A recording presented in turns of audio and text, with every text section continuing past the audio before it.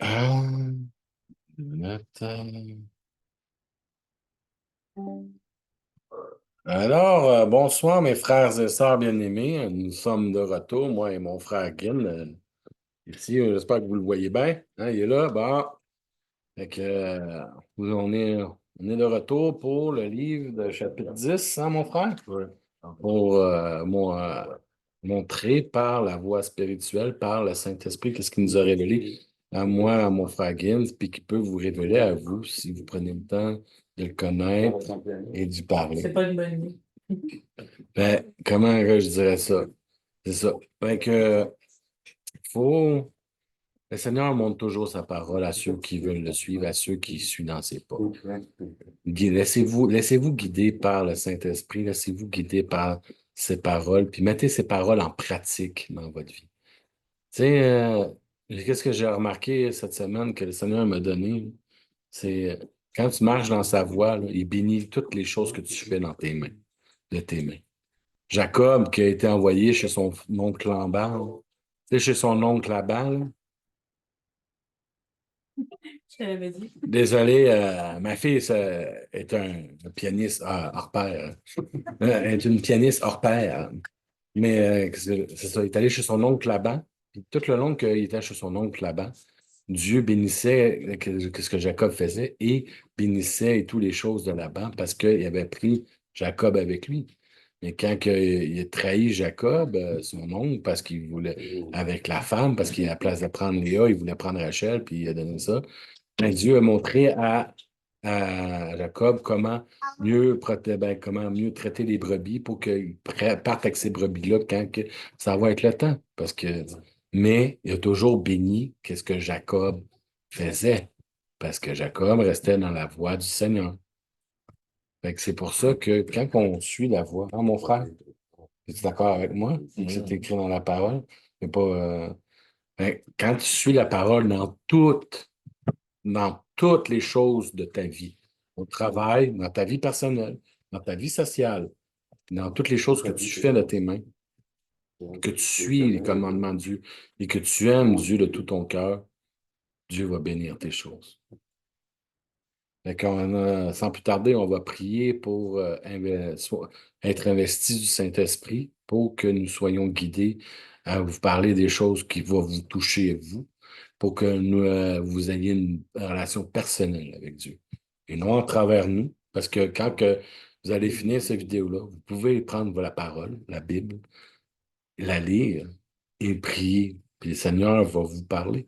Le Seigneur va vous toucher de la façon que votre cœur le demande, car il connaît votre cœur. Il connaît tout sur vous. Mais il faut juste lui demander. Il faut juste lui parler. Alors, mon frère, Nous allons à la prière. Céleste Père, nous te disons merci pour ta grâce infinie, pour ton amour, pour la protection que tu nous as donnée.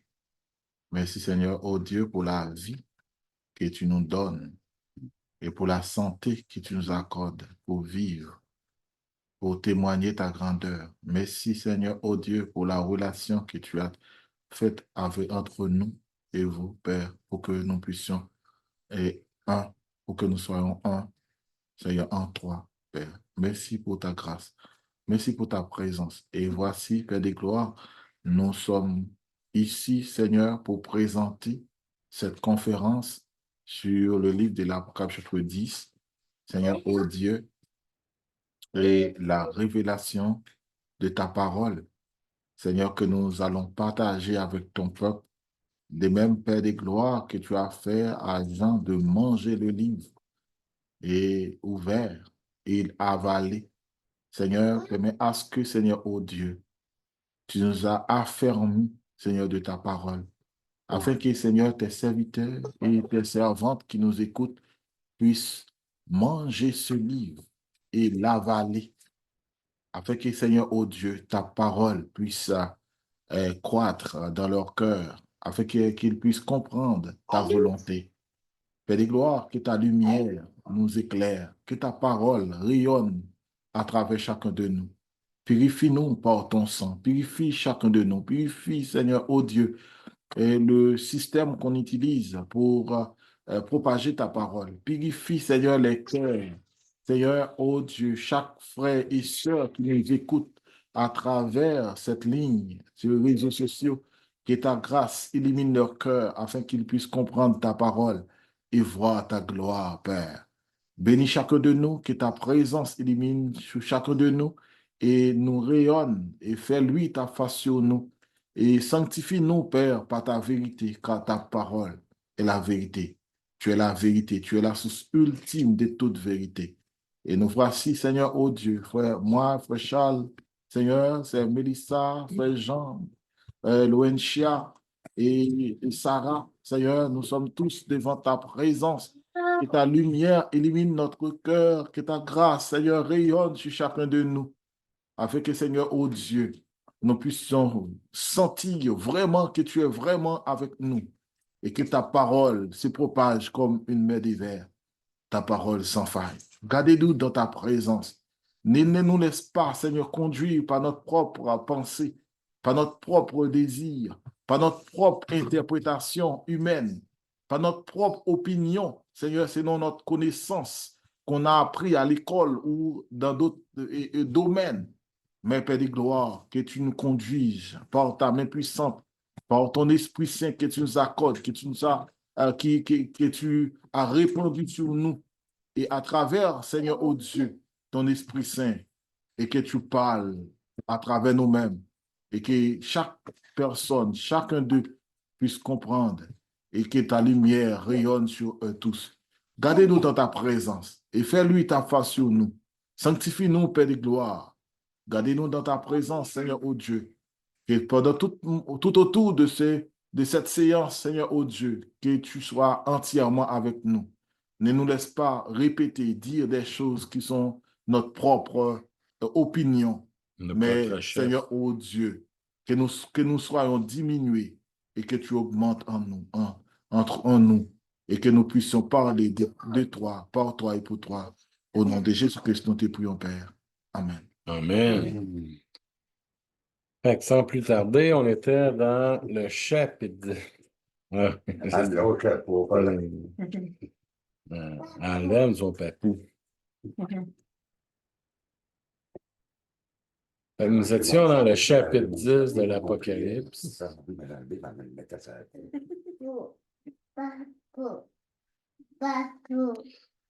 Chapitre 10.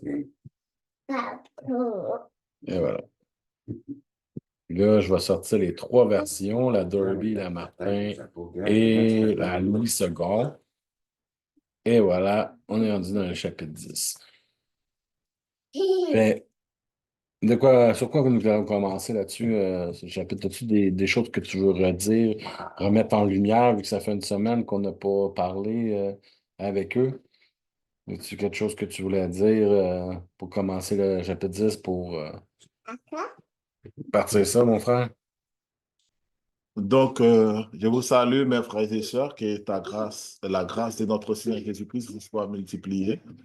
Donc, nous sommes heureux de vous rejoindre pour propager la parole. Et aujourd'hui, nous allons faire le chapitre 10 du livre de l'Apocalypse. Donc, c'est le chapitre que le Seigneur a donné à Jean de manger la parole. Ce que nous voulons vous faire voir, c'est ce que ça veut dire manger le livre, avale le livre.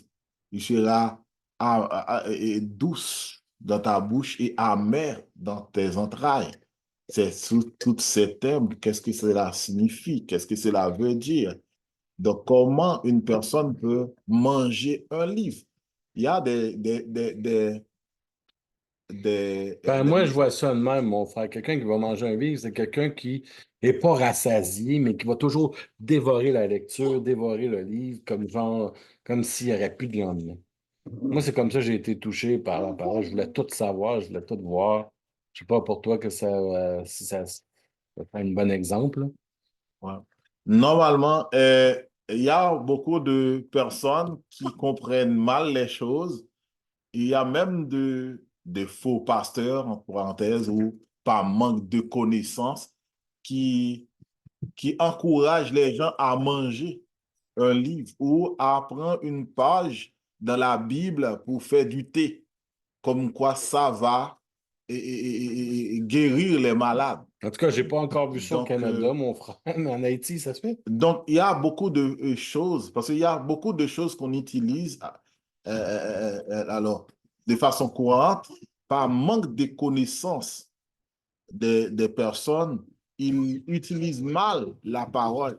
Lorsqu'on dit manger le livre, ce n'est pas la Bible qu'on va prendre et manger, faire un thé avec ou faire un brouillon avec. Non, ce n'est pas ça. Donc, c'est pas bon. Donc, c'est la parole qu'il faut garder. Nous allons voir que comment, et durant tout le processus de notre séance, vous allez voir qu'est-ce que cela signifie et à quoi sert le livre ouvert et comment et ces thèmes-là vont développer durant cette séance.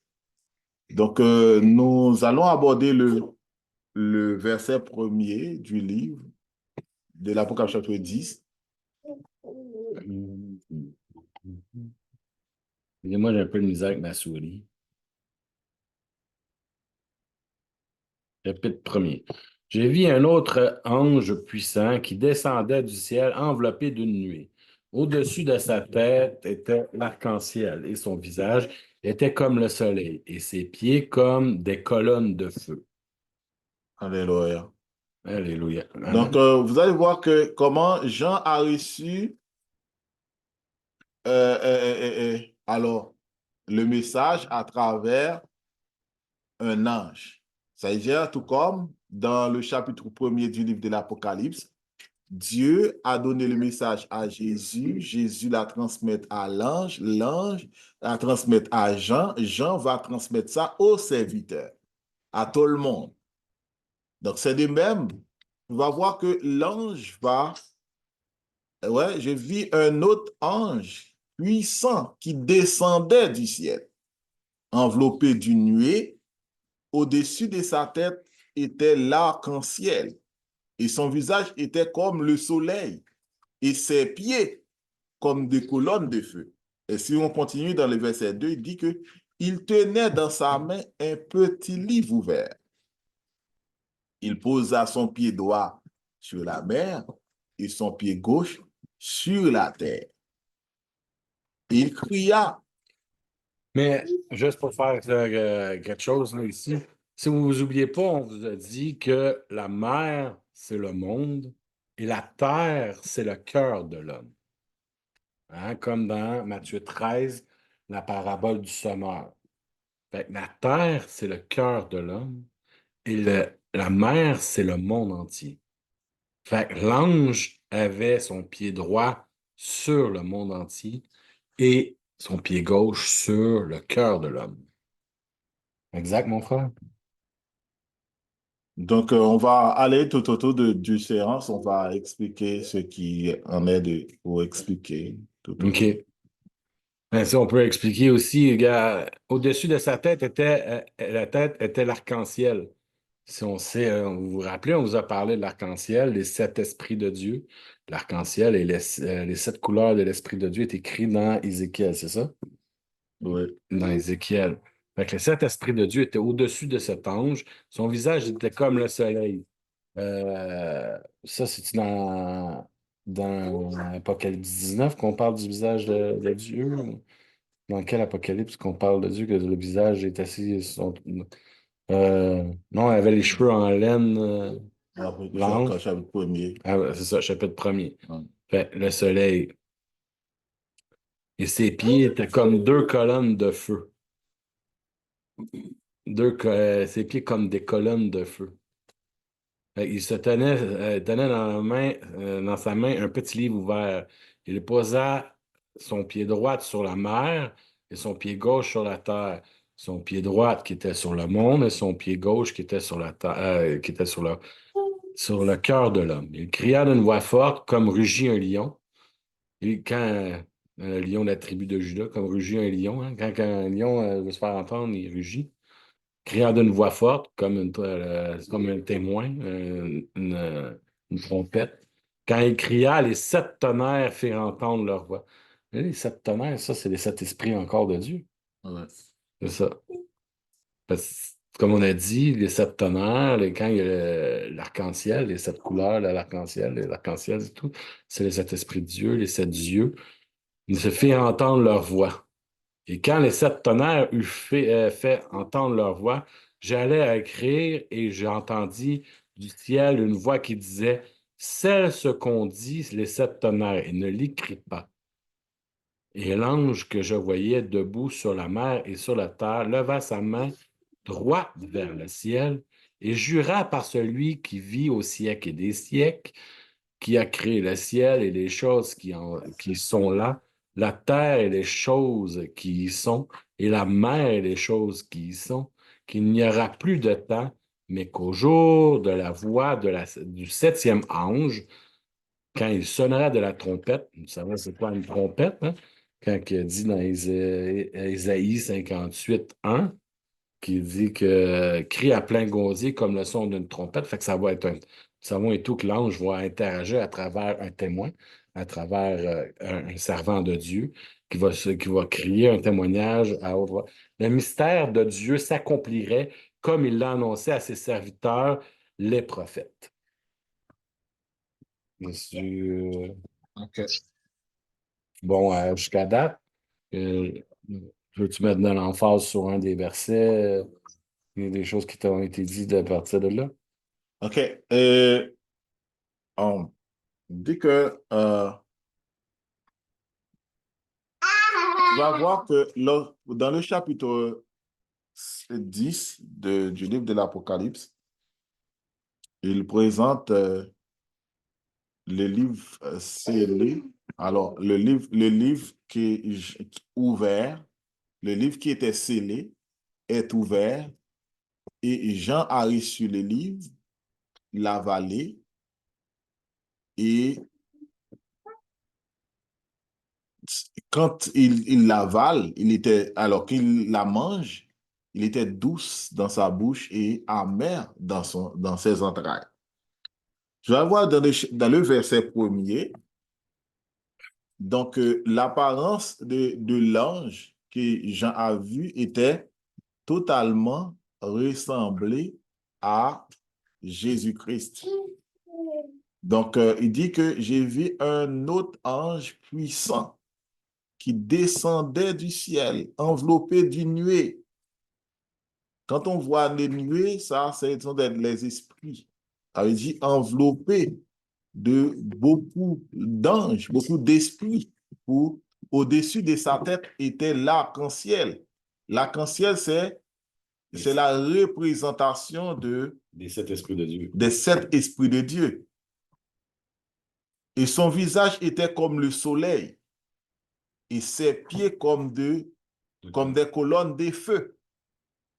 C'est-à-dire c'est l'identité même de Jésus-Christ. C'est tous les aspects, ce sont les aspects de Jésus-Christ. Donc, dit que le soleil,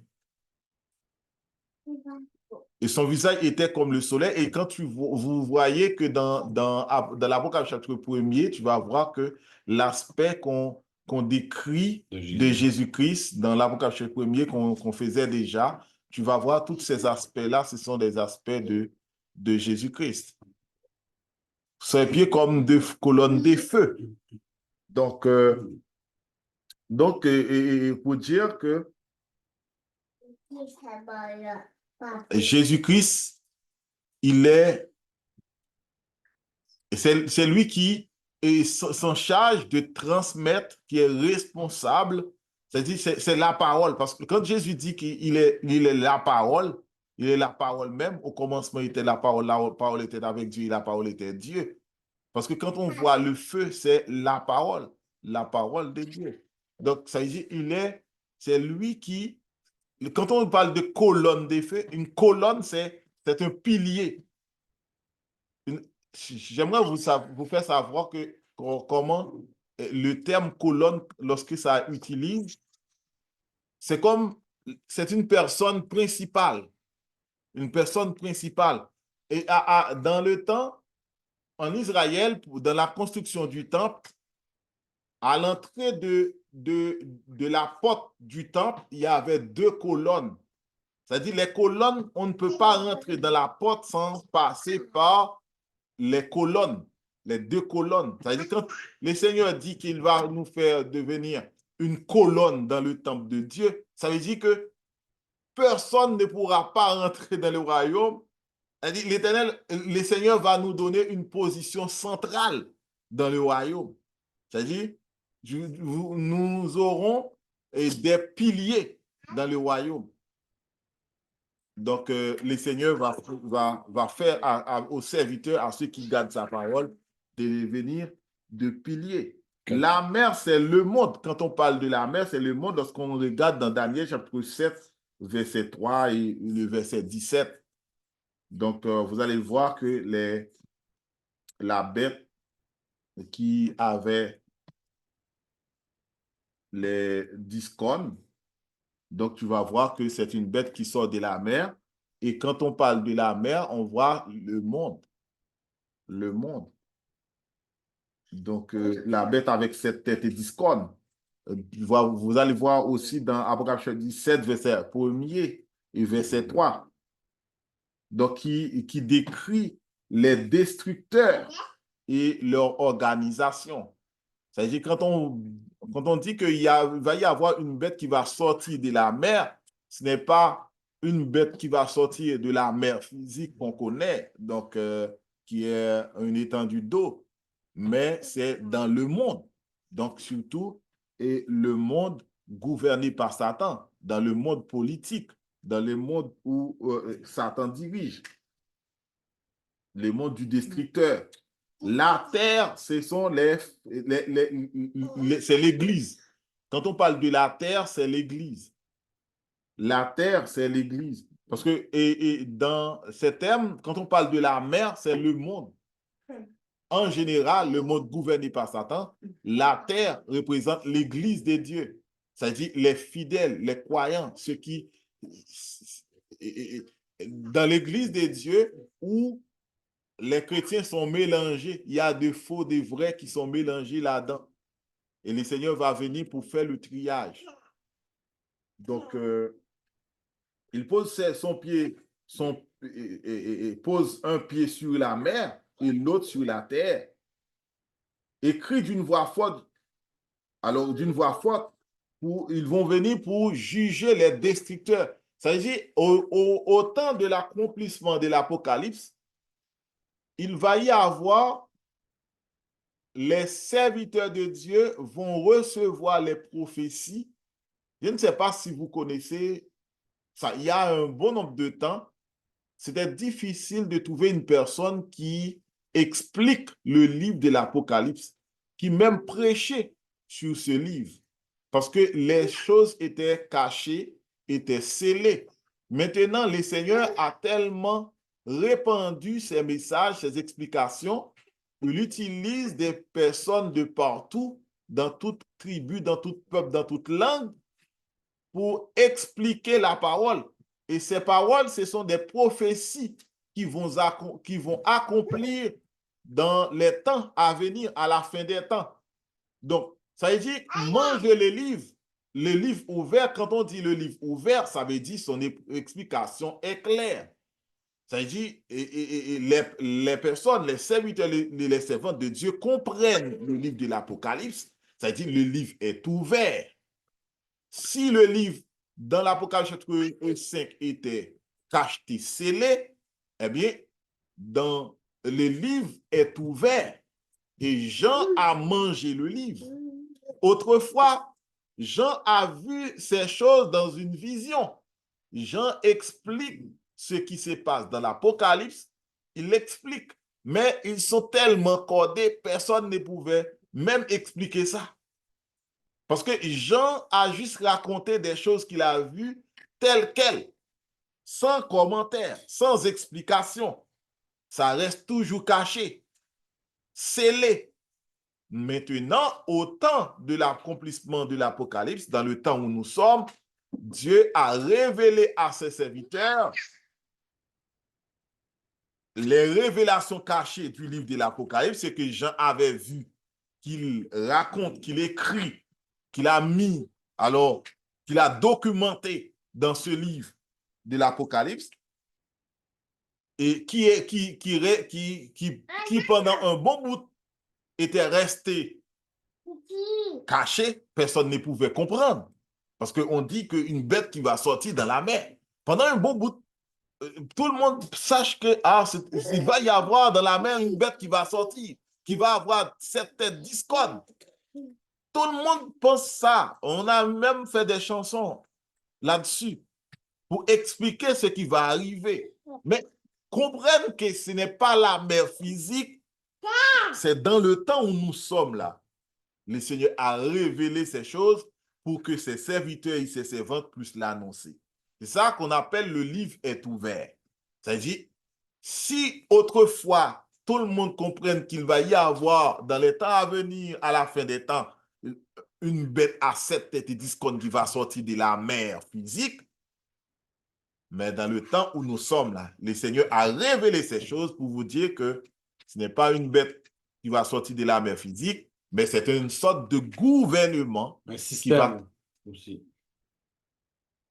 Une sorte de gouvernement, donc, et de monde religieux et le monde politique vont se mélanger et ce sont eux qui vont venir pour détourner les serviteurs et les servants de Dieu de la parole de Dieu. C'est ça ce qu'on appelle l'apostasie. Ce sont eux qui vont venir avec l'apostasie pour faire détourner les serviteurs, les vrais serviteurs et les servants de Dieu de la parole de Dieu. Et Jésus dit que ils vont séduire, s'il était possible, même les élus.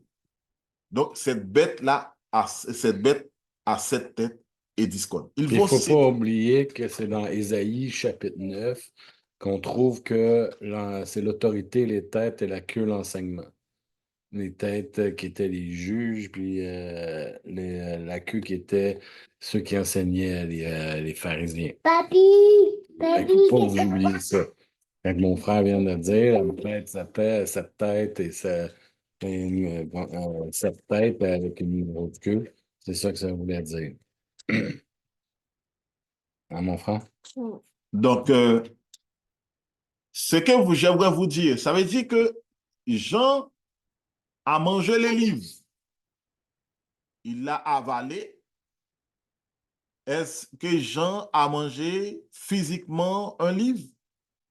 Il l'avale, doux dans sa bouche et amer dans ses entrailles. Jean n'a jamais mangé une livre physique. Il n'a jamais avalé une livre physique. Mais manger les livres, c'est la révélation de la parole de Dieu qui est cachée, qui était cachée en parabole, qui est ouverte et qui est ouvert à la compréhension de tous, que nous devons, comme la compréhension est ouverte, l'explication est là, mais c'est accepter cette explication. C'est-à-dire que c'est recevoir, c'est manger le livre. Manger le livre, c'est croire dans la parole qui annonce les prophéties de l'accomplissement de l'Apocalypse.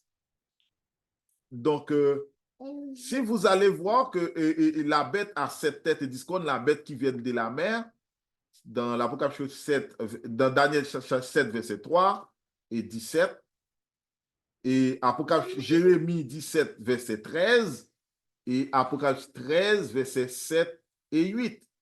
Jérémie quoi? Jérémie 17, verset 13.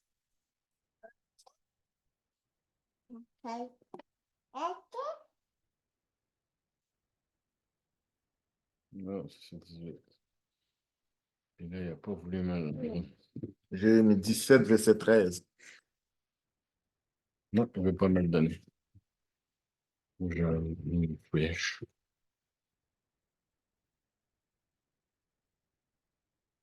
Excusez-moi. Jérémie.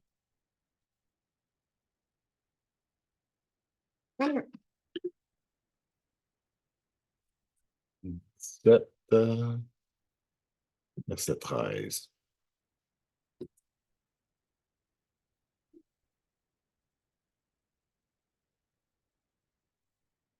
Ouais, toi qui es l'espérance d'Israël, ô Éternel, tous ceux qui t'abandonnent seront confondus. Ceux qui se détournent de moi seront inscrits sur la terre, car ils abandonnent la source d'eau vive et l'Éternel. Amen. Donc, tu vois ce que le Seigneur a dit, toi qui es l'espérance d'Israël, ô Éternel, tous ceux qui t'abandonnent seront confondus.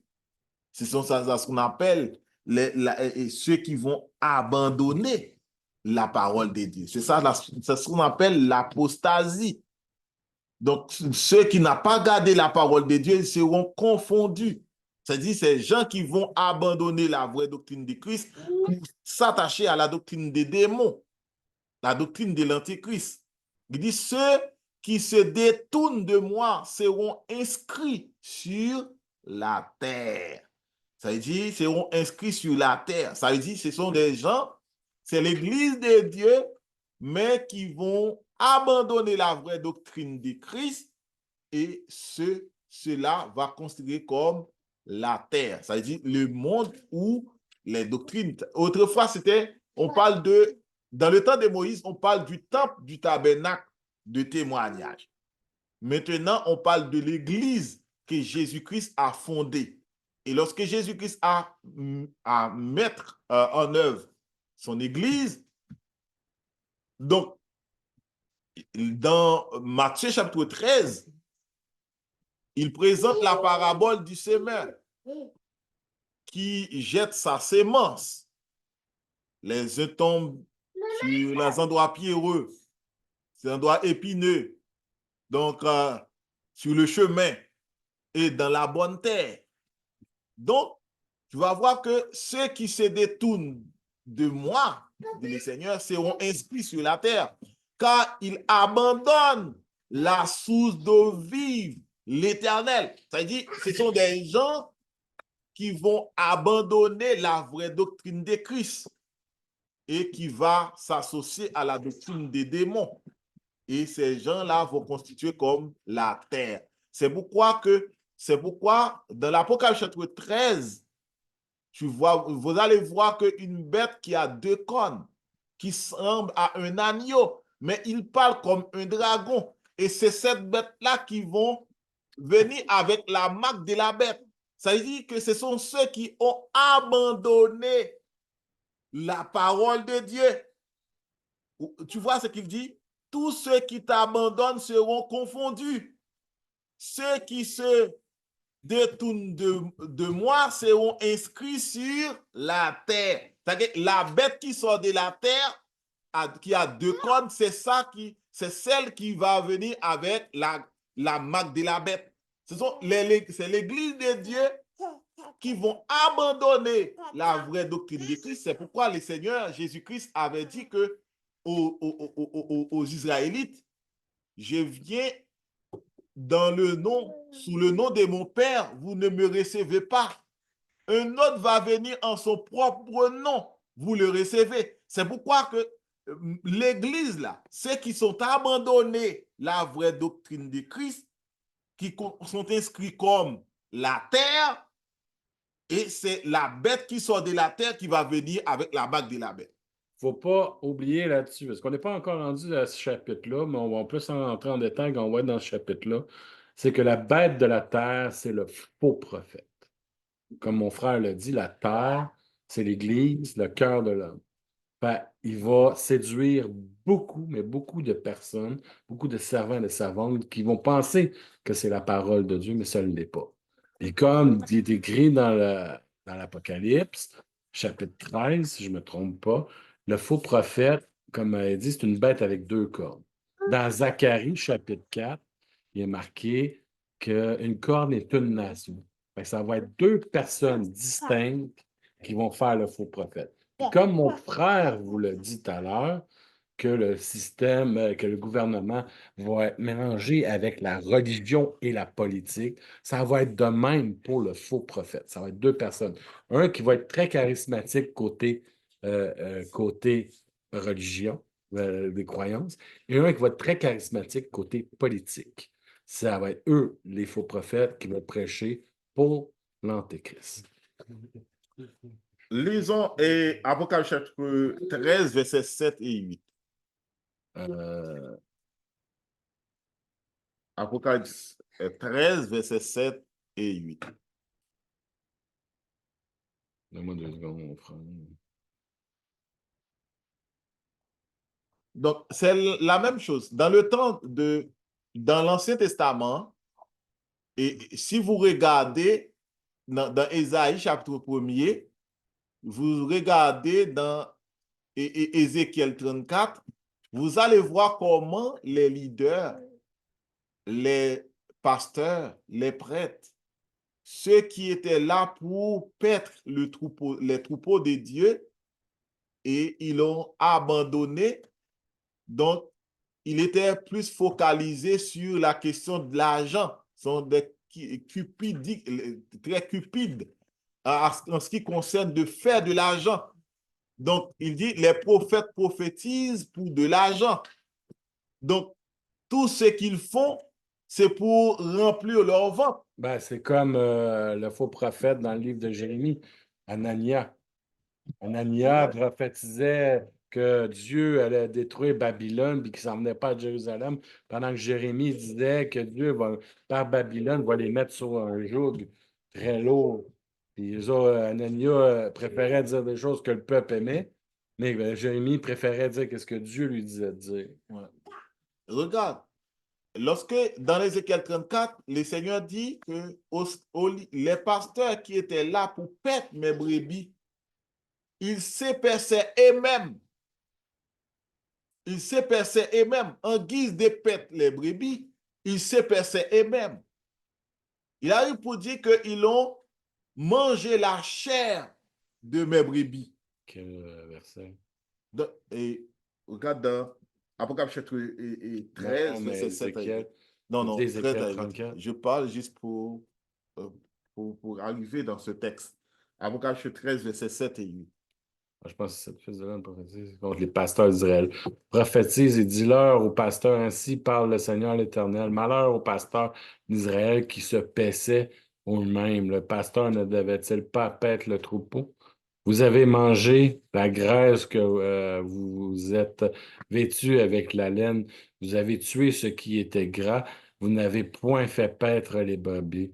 Vous n'avez pas fortifié celle qui était faible, guéri celle qui était malade, pansé celle qui était blessée. Vous n'avez pas ramené celle qui s'égarait, cherché celle qui était perdue, mais vous les avez dominées avec violence et dureté. Elles se sont dispersées parce qu'elles n'avaient point de pasteur. Elles sont devenues la proie de toutes les bêtes des champs. Elles se sont dispersées. Mon troupeau est errant sur toutes les montagnes et sur toutes les collines élevées. Mon troupeau est dispersé sur toute la face du pays. Nul ne prend souci, nul ne cherche. C'est pourquoi, pasteur, écoutez la parole de l'Éternel.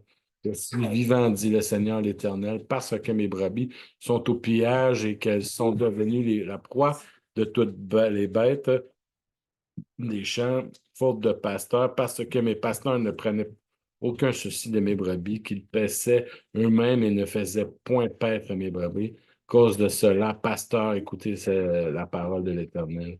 Ainsi parle l'Éternel, voici j'en veux aux pasteurs, je reprendrai mes brebis d'entre leurs mains. Je ne laisserai plus paître mes brebis. Elles ne se paîtront plus eux-mêmes. Je délivrerai mes brebis de leur bouche et elles ne seront plus pour eux une proie. Car ainsi parle le Seigneur l'Éternel, voici j'aurai soin moi-même de mes brebis et j'en ferai la revue. Comme on dit, dans Jean 10, chapitre 10, il dit le bon berger, mes brebis connaissent ma voix. Fait que quand il dit je vais enlever mes brebis d'entre eux autres, des faux pasteurs, c'est que ces brebis connaissent sa voix. Ouais. Puis c'est ce que mon frère voulait dire. Puis l'autre qui disait, c'était Apocalypse 13, 7, puis on parlait du faux prophète. Donc, ce que je voudrais vous faire savoir, que dans le temps de Jésus, au premier avènement, le Seigneur Jésus avait enlevé les brebis de la main des pasteurs. qui sont les prêtres, les sadducéens, les docteurs de la loi. Tu vas Les voir, pharisiens et les les scribes. pharisiens, les scribes, c'est tous les packages, là. Donc, si je ne cite pas pour ne pas dire que l'autre n'est pas là-dedans. Les races de vipères, les races de vipères.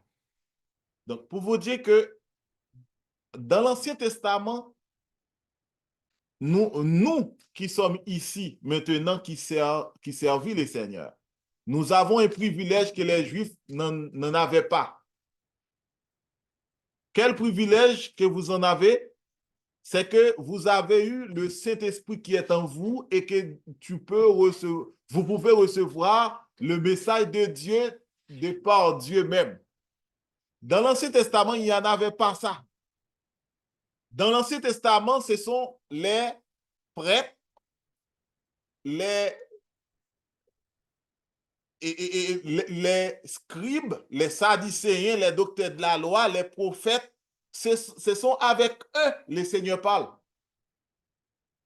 Les peuples, s'ils veulent connaître des choses, ils devraient aller vers les scribes, les sadducéens, les docteurs de la loi, tout le package là, les pasteurs.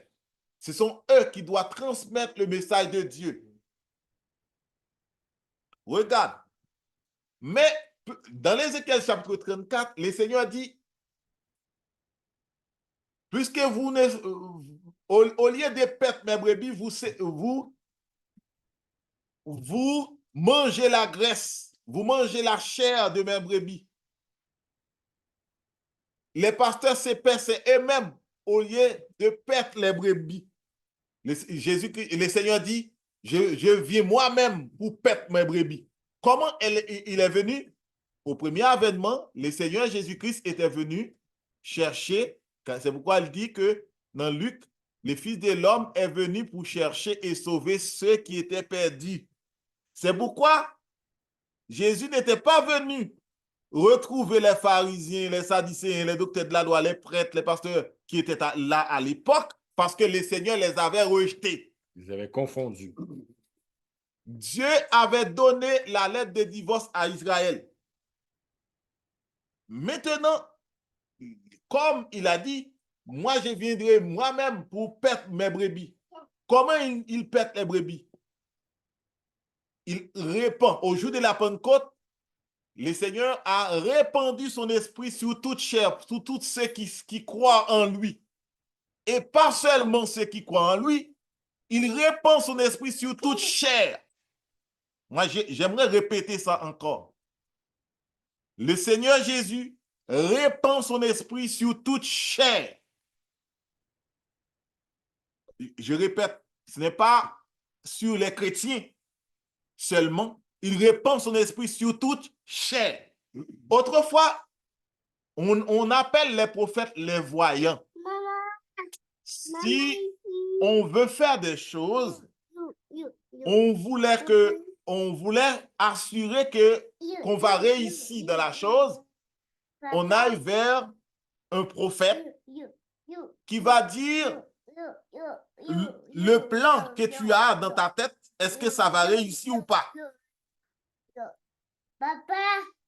Mais dans le temps où nous sommes, le Seigneur Dieu, tel qu'il a annoncé dans Joël chapitre 2, verset 28, 29, il répand son esprit sous toute chair.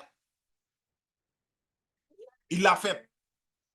C'est pourquoi vous pouvez savoir ce qui pourrait arriver ton enfant, et ton mari, ta femme, tes collègues, tes amis, ton pasteur, parce que l'Esprit de Dieu se répand en vous. Autrefois, il faut aller vers un prophète. Beaucoup de personnes que j'ai entendues sur les réseaux qui disent que maintenant, il n'y a pas de prophète. Que l'âge des prophètes est révolu puis des miracles. Regarde. Pourquoi il dit il n'y a pas de prophète? Parce que l'ampleur qu'il y en avait dans le temps de l'Ancien Testament n'est pas la même. Autrefois, seul le prophète, les hommes de Dieu, a les mots de Dieu et ce sont eux qui doivent vous transmettre la parole, vous expliquer la parole. Maintenant, le Seigneur répand son esprit sur nous toutes, en sorte qu'il fait chacun de nous un prophète. Ce n'est pas parce qu'il n'y a pas de prophète, le Seigneur répand son esprit sur toute chair. Ça veut dire chacun de nous, Dieu nous a utilisés comme prophète. Ça veut dire, un prophète, qu'est-ce qu'il fait? Révéler des choses. Dieu peut t'utiliser pour révéler des choses. Vous n'avez pas besoin d'être prophète pour ça. Un prophète comme dans l'Ancien Testament. Mais par contre, vous devez suivre sa voie. Puis comme il est dit dans le Proverbe 7, je pense, ou 8, ou au chapitre 8, le Proverbe, il dit j'aime ceux qui m'aiment et ceux qui me cherchent me trouvent. Fait que vous seul pouvez chercher Dieu, puis vous seul, Dieu peut vous révéler quelque chose. On a tous une destinée unique chacun. Moi, je suis destiné à faire quelque chose avec mon frère ici présent, mais mon frère a une destinée unique lui aussi à faire quelque chose avec moi. Mais on est tous, moi puis lui, on est différents. Comme moi et ma femme, on est différents. Et comme tous ceux qui sont avec nous sont différents. On a tous une destinée unique que Dieu a mis sur nous. Parce qu'on est tous uniques à ses yeux. Mais il faut juste lui révéler. C'est quoi, Shane? Rien, non, c'est pas grave. OK. Amen. Amen. Donc, pour vous dire que comment, autrefois, j'aimerais vous faire remarquer ça aussi. Hey. Autrefois, il n'y a pas de question, une personne possède un esprit de mort, un mauvais esprit, et puis chasser le démon. Il n'y a pas ça. Non, c'est vrai. Parce que Dieu est avec son peuple. Dieu déclare que Israël est un peuple saint. Là, il n'y a pas une personne, des enfants d'Israël ne devraient pas avoir de mauvais esprits en eux. Parce que Dieu déclare que son peuple est saint. C'est pourquoi si une personne a un mauvais esprit en lui, soit un esprit de mort, un esprit de divination, un mauvais esprit, on le tue. Pourquoi? C'est parce que ça fait, si le mauvais esprit est entré en eux, c'est que cette personne-là allait s'adresser à un autre Dieu. C'est pourquoi on l'a tué. Parce qu'il ne pouvait pas chasser le démon en lui ou la fausse doctrine. Donc, qu'est-ce qui se passe? Dans le temps où nous sommes, Dieu répand son esprit sur nous et il dit, voici les signes qui accompagneront ceux qui ont cru. Ils chasseront les démons, guérir les malades.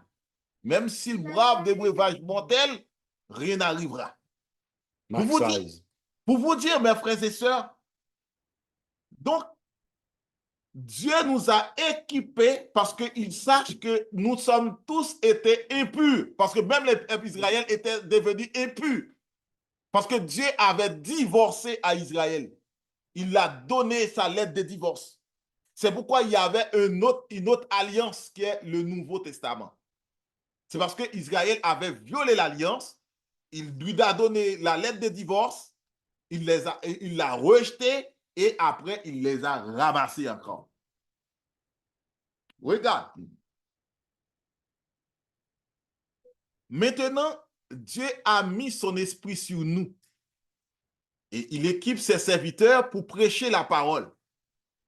Et ces paroles, c'est comme du feu. C'est tout comme le Seigneur a dit avec Jérémie, que ma parole soit dans ta bouche comme du feu et les peuples du bois, et que ma parole les consume. Est-ce qu'il y a du feu qui sort de la bouche de Jérémie? Non. Ça veut dire, la parole, les prophéties que Jérémie va annoncer, va s'accomplir et Nebuchadnezzar va venir pour mettre du feu, brûler la ville, détruire le temple, et mettre tout le peuple en exil.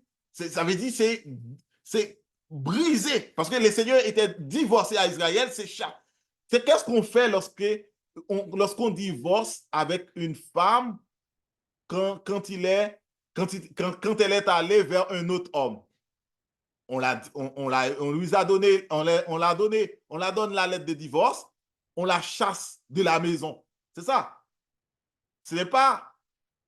Dès qu'on trouve la femme là, elle est allée vers un autre homme.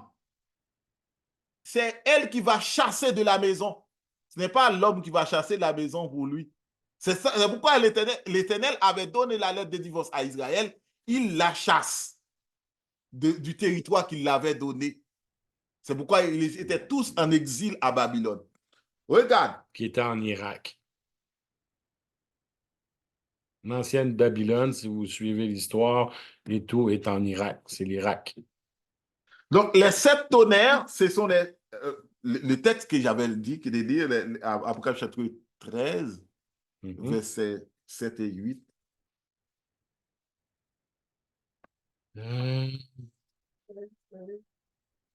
Et il lui fut donné de faire la guerre aux saints et de les vaincre. Il lui fut donné autorité sur toute tribu, tout peuple, toute langue et toute nation. Et tous les habitants de la terre l'adoreront, ceux dont le nom n'a pas été écrit dès la fondation du monde dans le livre de vie de l'agneau qui a été immolé. Voilà. Amen. Amen. C'est-à-dire, tous les habitants de la terre l'adoreront. Vous voyez à quel point que Dieu nous aime? Ceux dont le nom n'a pas été écrit dès la fondation du monde. On en monte à 6000 ans, là. Votre nom a été écrit dans le livre de la vie. Voilà 6000 ans. Dieu est patient, hein? Dieu est très patient. Il vous aime tellement que c'est ceux qui vont être sauvés, ceux qui lui suivent la parole, ceux qui nous écoutent ou ceux qui ils savent la voix. Leur nom a été écrit dès la fondation du monde dans le livre de la vie. Amen. Gloire à Dieu. Amen. Okay.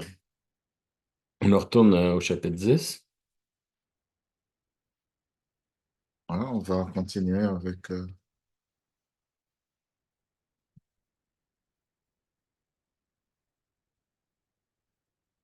On continue avec lequel moi j'avais arrêté. verset 5. Allez dans verset 5.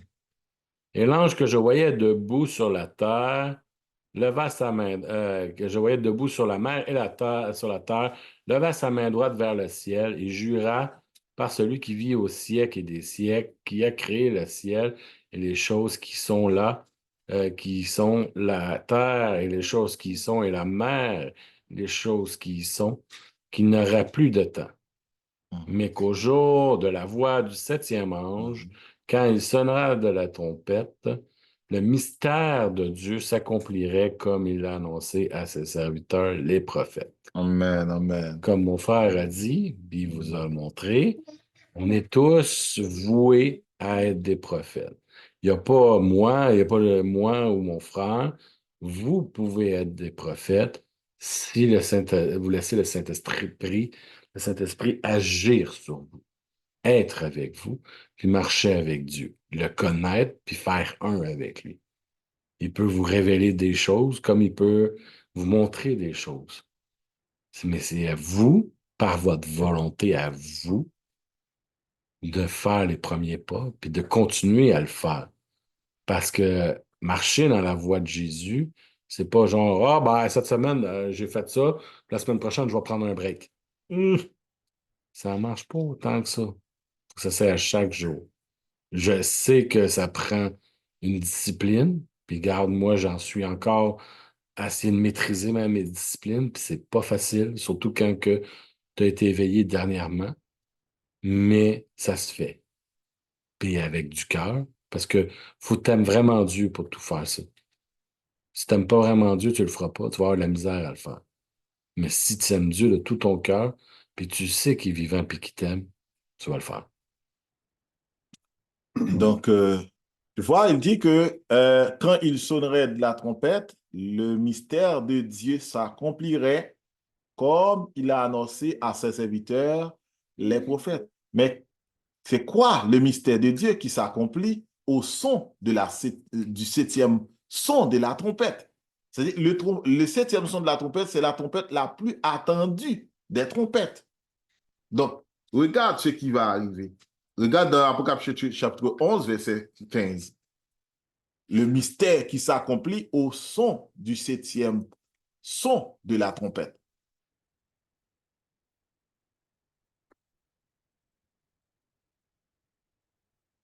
Verset 5. Apocalypse 11, verset 15.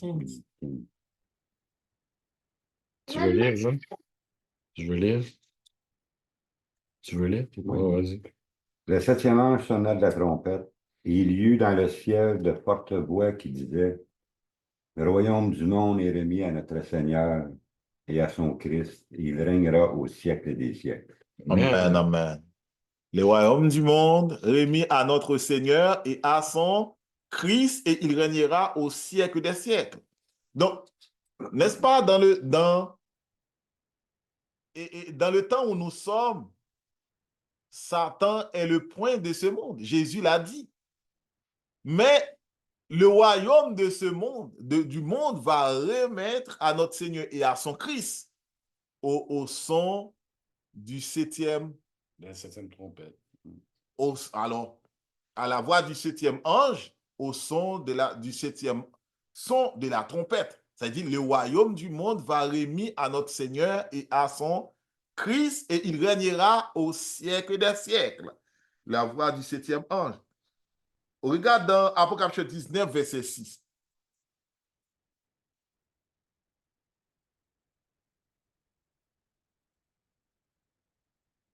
Et 1 Corinthiens 15, verset 51 et 50 à 54. Je te dis Apocalypse 19, On verset verset 6. 6. Ouais. Chérie, tu veux-tu lire? C'est 19. 19, verset 6. Et j'entendis comme une voix d'une foule nombreuse, comme un bruit de grosses eaux, et comme un bruit de fort tonnerre, disant Alléluia, car le Seigneur, notre Dieu Tout-Puissant, est entré dans son règne. Alléluia. Au septième son de la trompette, le mystère de Dieu s'accomplirait comme il a annoncé à ses serviteurs et ses prophètes. Au son du septième ange, quand il sonnerait de la trompette, qu'est-ce qu'il dit?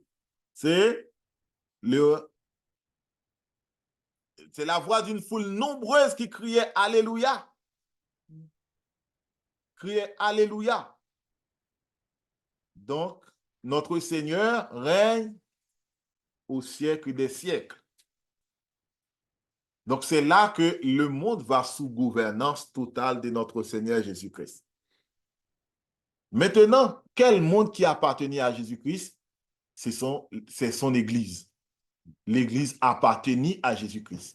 Mais le monde, les gouverneurs, les chefs d'État, ceux qui vivent leur vie là, ils sont dans le monde gouverné par Satan. Mais ceux qui sont en Jésus-Christ, qui gardent sa parole, c'est pourquoi, pour qu'une personne laisse Jésus-Christ règne en lui, il faut qu'il reste à l'écoute de Jésus, donc qui est l'épouse de l'Église. C'est-à-dire, si l'Église n'écoute pas la parole de Jésus-Christ, ça veut dire que Jésus-Christ ne règne pas en vous. Donc, ça veut dire, mais au septième son de la trompette, donc, le Seigneur va rentrer dans son règne total et pour nettoyer la terre. Dans 1 Corinthiens 15, 51 à 54. Voici, je vous dis un mystère. Nous ne mourrons pas tous, mais tous nous serons changés.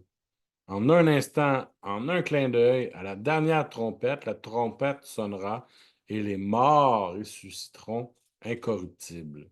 Et nous serons changés. Car il faut que ce corps corruptible revête l'incorruptibilité et que ce corps mortel revête l'immortalité. Lorsque ce corps corruptible aura revêtu l'incorruptibilité et que ce corps mortel aura revêtu l'immortalité, alors s'accomplira la parole qui est écrite, la mort est engloutie dans la victoire. Amen. Amen, amen, amen. Tu vas voir que pour que Jésus-Christ règne avec son Église, il faudrait que l'Église soit changée de nature, changée de corps corruptible en corps incorruptible. Donc, c'est pourquoi dans Apocalypse 19, verset 6, tu vois la voix d'une foule nombreuse qui criait « Alléluia !» Cette foule-là, c'est l'Église, ceux qui gardent la parole, donc qui sont enlevés, qui changent de corps, qui ont un corps glorieux. Beaucoup de personnes pensent que Jésus-Christ va venir et va diriger les pays là, de façon physique. Non. Il faudrait que l'Église, c'est l'Église qui va changer, va transformer. C'est pourquoi le Seigneur Jésus va nous donner son corps. pour que nous possédons le corps qu'il possède. Mhm. Donc, pour qu'on puisse régner avec lui. Donc, ce n'est pas Jésus-Christ qui va venir dans notre propre corps pour régner sur tous les pays du monde, comme beaucoup pensent. Jésus-Christ va régner à une église glorieuse, une église sanctifiée, une église renaître, une église qui change de corps, qui change de nature. Donc, il faut que le corps, le corps corruptible soit revêtu de l'incorruptibilité. Ces corps mortels revêtent de l'immortalité. Donc, ce sont eux qui vont régner avec Christ. D'ailleurs, on dit que Jésus-Christ va marcher, va parcourir comme l'éclair. Quand Jésus-Christ va venir, il dit que, il dit comme de l'éclair, il va venir. Mais venir comme l'éclair, ce n'est pas comme on est ici, Jésus-Christ va courir. Personne ne peut pas courir comme un éclair.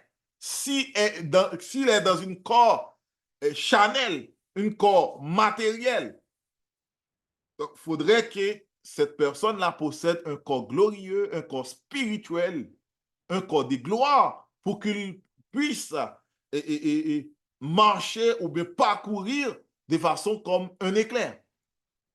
Donc, c'est ça qui fait que beaucoup de personnes disent que Jésus-Christ va venir, ce n'est pas nous qui va la rencontrer, c'est lui qui va venir. Il va venir comment? Est-ce qu'il va régner avec un corps physique comme nous et gouverner les pays? Non. Il faut que ce corps corruptible revête l'incorruptibilité. Et ce corps mortel revête l'immortalité. Je veux juste mettre un petit détail que j'ai remarqué. Regardez bien. Vous vous souvenez dans l'autre vidéo qu'on a vue, qui était marqué. Non, ça, c'est pas ça. Euh, Il y a euh, 2 Corinthiens 5, verset 4. attends. Ça m'a fait tuer. Attendez une minute, là. Qu'est-ce que je disais? C'est que je viens de remarquer quelque chose qui va et tout montrer que ce qu'on disait est vrai. Mon ordi en arrache un peu, ça a l'air. Dans Apocalypse 9, chapitre 9. Merci. Ouais, c'est ça, chapitre 9, verset. hum,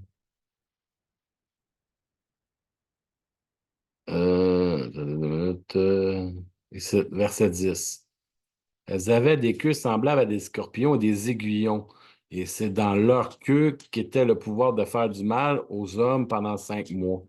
OK? Puis si vous retournez au chapitre 15 de 1 Corinthiens, juste en dessous de ce qu'on vient de lire, l'incorruptibilité, le corps mortel, qu'est-ce qui est marqué? Ô mort, où est ta victoire? Ô mort, où est ton aiguillon? L'aiguillon de la mort, c'est le péché et la puissance du péché, c'est la loi. Vous voyez à quel point que Dieu reste par sa parole? Vous parlait du scorpion qui étaient les fausses doctrines qui vont accabler les croyants.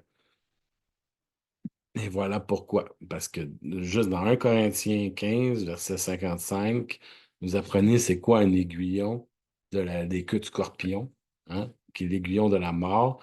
Qu'est-ce que veut dire l'aiguillon de la mort? C'est le péché, et la puissance du péché. Fait que c'est juste ça que je voulais ramener parce on vous disait que c'était les fausses doctrines, mais des fois, on peut voir, on n'a pas tout de suite le chapitre et le verset.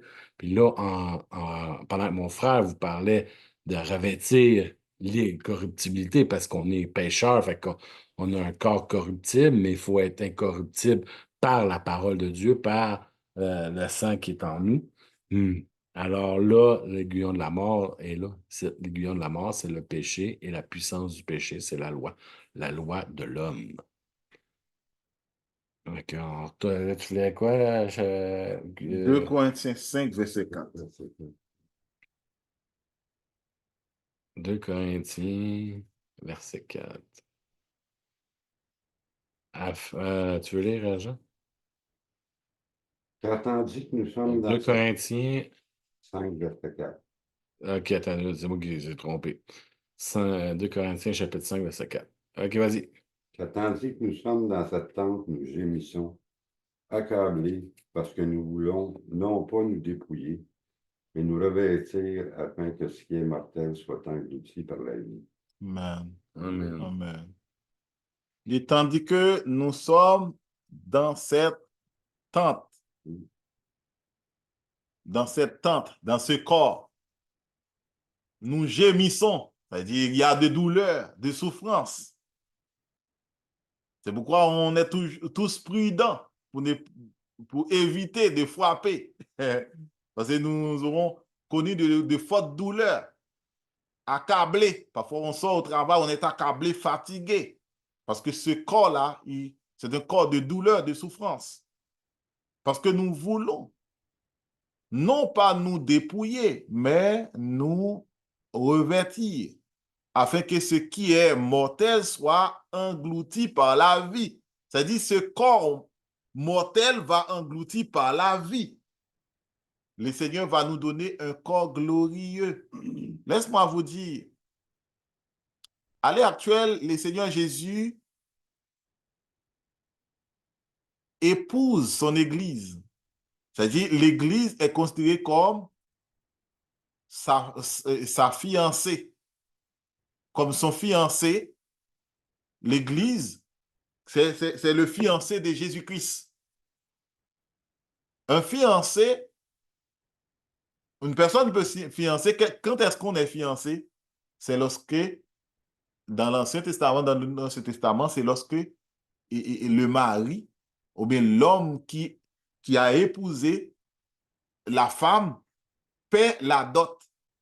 Tant qu'on est, tu aimes une femme, tant que tu ne paies pas la dot de la femme, tu n'es pas fiancé. Il faudrait que tu payes le prix d'achat de la femme.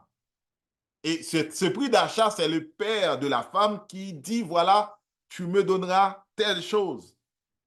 Tu feras telle chose.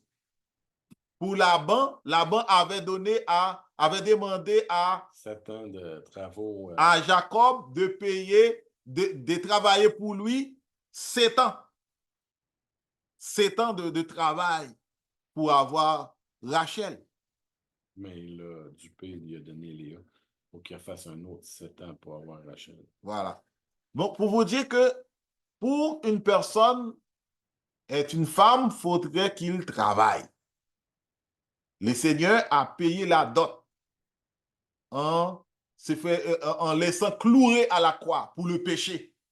Autrefois, les enfants d'Israël étaient tout le temps, se révertissent, alors c'est s'arranger pour alors présenter des holocaustes, donc pour le pardon du péché.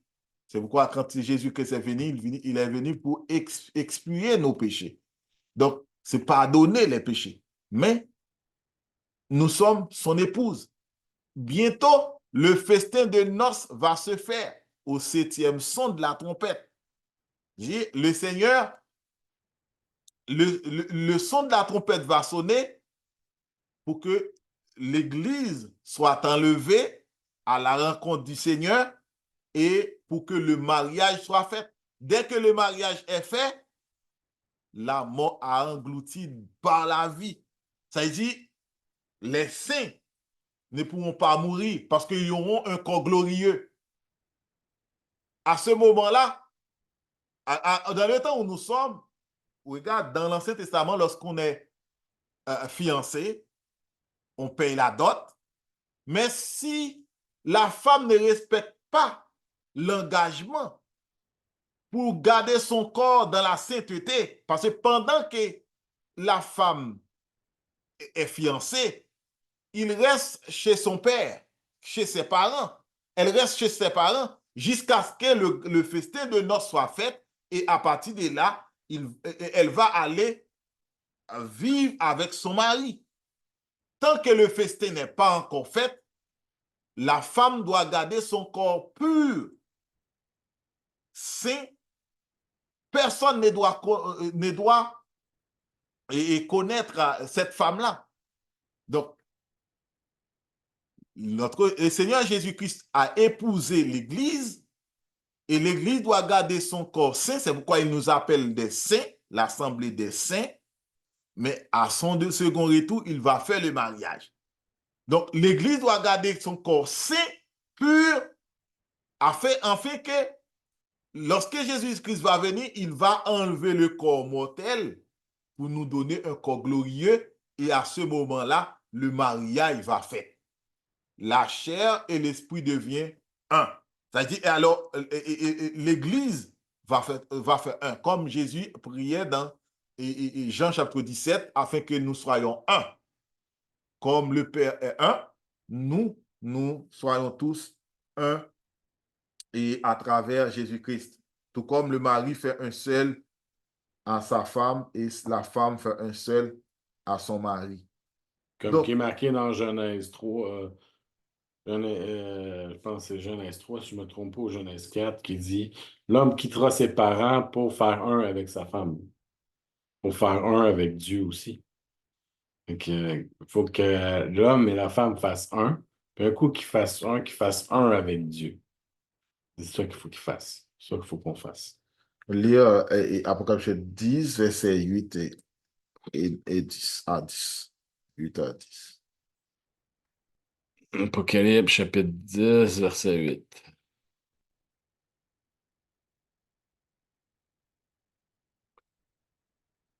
Et la voix que j'avais entendue du ciel me parla de nouveau et dit, va, prends le petit livre ouvert dans la main et l'ange qui se tient debout sur la mer et sur la terre. J'allai vers l'ange en lui disant de me donner le petit livre. Et il me dit, prends-le et avale-le. Il sera amer à tes entrailles, mais dans ta bouche, il sera doux comme du miel. Amen. Amen, amen, amen. Jean a reçu et mangé le livre. Jean a recevoir le livre et l'a mangé. Donc, dans sa bouche, il était doux. C'est-à-dire, le livre là, ce sont les prophéties, la parole des prophéties, de l'accomplissement de l'Apocalypse. Vous voyez comment nous prêchons la parole. Nous prophétisons la parole. Mais l'accomplissement là, ce ne serait pas doux. C'est-à-dire, prêcher la parole, c'est manger le livre, c'est avaler le livre. C'est amer parce que le monde n'aime pas qu'on dise la vérité. Lorsqu'on prêche, lorsqu'on prophétise la parole, dans notre bouche, c'est doux pour parler, c'est doux pour prophétiser. Mais l'accomplissement ne serait pas doux. Parce que la Bible dit que il y a un temps de détresse. Pendant 3 ans et demi, l'Antichrist, le système, la bête à cette discorde, va ravager l'Église de Dieu. Si je prophétise que l'Église de Dieu et moi en fait partie, vont vécu des choses et lorsque je prophétise, ça va être doux. Mais lorsque j'ai vécu des choses, ça va être amer parce que ça va être dur. Et lorsque vous prophétisez des choses, ça va être doux. Mais quand tu vois que la réalisation des choses, prenons par exemple, vous prophétisez qu'il va y avoir du feu qui va prendre dans le monde. C'est-à-dire, le monde va tourmenter, des gens vont mourir de toutes sortes de choses. Prophétiser la chose, c'est doux. Mais quand tu vois que les gens qui vont mourir de faim, de soif, qui vont brûler, qui ont vécu des choses extraordinaires, ça va être amer. Si une personne n'a pas un problème pour ça, pour voir que les gens qui vont mourir de faim, de soif, de toutes sortes de choses, ça dit, il n'a pas un cœur. Donc, c'est manger les livres, il sera doux dans ta bouche, et lorsque vous l'avalez, il sera amer dans tes entrailles. Ça veut dire l'accomplissement des prophéties va être amer. Avaler, c'est accomplissement, c'est l'accomplissement des choses. Manger, c'est recevoir le livre. Manger le livre. Prêcher le livre, c'est annoncer les prophéties.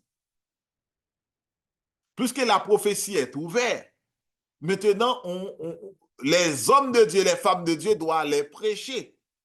Mais si tu ne gardes pas la parole de Dieu, tu tombes sur ce même parole que tu avais prêché là. Ça va être amer, ça va être dur. Donc, Jean a reçu et mangé les livres. Donc, il a entendu la voix de Dieu qui crie. Et le livre ouvert, le livre révélé, a été reçu et Jean a prêché le livre. Est-ce une seule personne? Dans l'Ancien Testament, alors, au moment où Jean a reçu le livre, c'est lui qui avait reçu ce message. Mais dans le temps de l'accomplissement, le Seigneur va répandre son esprit pour que ses serviteurs, ses servantes puissent annoncer les prophéties à tout peuple, toute nation, toute langue. Le monde est... Il y a beaucoup de pays. Une seule personne ne peut pas prêcher la parole partout dans le monde. Il faudrait que Dieu répande son esprit sous toute chair pour que la parole puisse témoigner, puisse prêcher et que les gens comprennent et se préparent pour l'accomplissement. Dans la bouche, doux comme du miel, la joie avec réalité, la parole du secret. Vous allez voir que Ézéchiel, dans Ézéchiel chapitre 3, verset 2 à 3, donc Ézéchiel avait aussi mangé le livre et l'avalé. Donc ce sont les prophéties de ce qui va arriver à Israël que Ézéchiel avait reçu et prophétisé. Donc, quand ça était arrivé à Israël, ça n'était pas beau du tout. Donc, amer dans ses entrailles. Donc, est fortement tourmenté après avoir réalisé. Et en pensant au fait qu'il y aura beaucoup de preuves à traverser après avoir reçu et mangé les livres, c'est fait tuer en témoignant. Donc, des gens de la parole de Dieu à cause...